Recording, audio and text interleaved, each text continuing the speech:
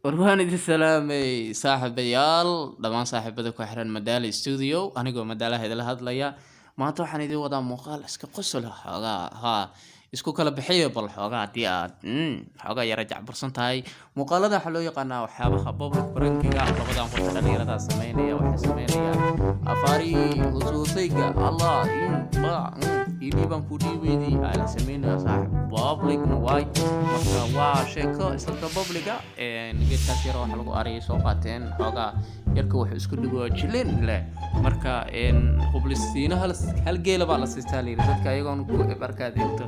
aan iska hubsanay horay ka gelayaan muuqaalka like saar isla mid ah subscribe saar channelka waxyaabahan soo dubadin doona bal aan isla eegno muuqaalkan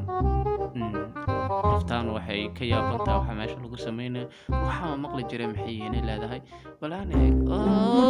wax kalaan way laakiin waa saale waya sari yarkan waa usaf kanay itus wallahi billahi ha laakiin waya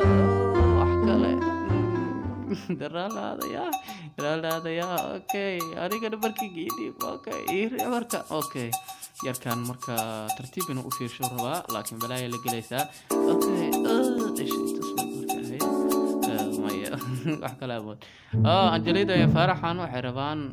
الجليدة أردت روح ما إيش لك سمينا وحنا حافظ معنا أوكي نكسو جدي يا أوكي هفيروري يا كسوجس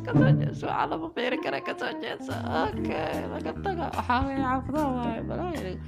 هيه markaan agaar odayaha soo socdo odagaan ku dhigi doono waa kan ugu yaabka badan odagaan marka hore waa kala tuuriyay wariyaa saxooriya waraad maxaa waxa sameynaysan wadada waxa lagu sameeyaa kan geedka wariyaad kan dhibaatada dhan si bash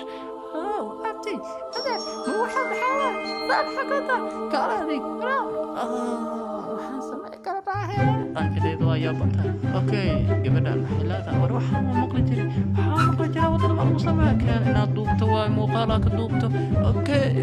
kan well saamiya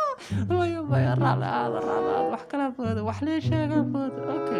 okay gabadhan iska qaraseertaa laakiin waxa ma la qari karaa gabadhan iska qaraseertaa saaxiibayaal waa muuqaal qosol badan laba qof oo dhalinyaro jiraysta ninka qorto ku dhigay xariifkan kadib waxa ma sameynayso ka carin marka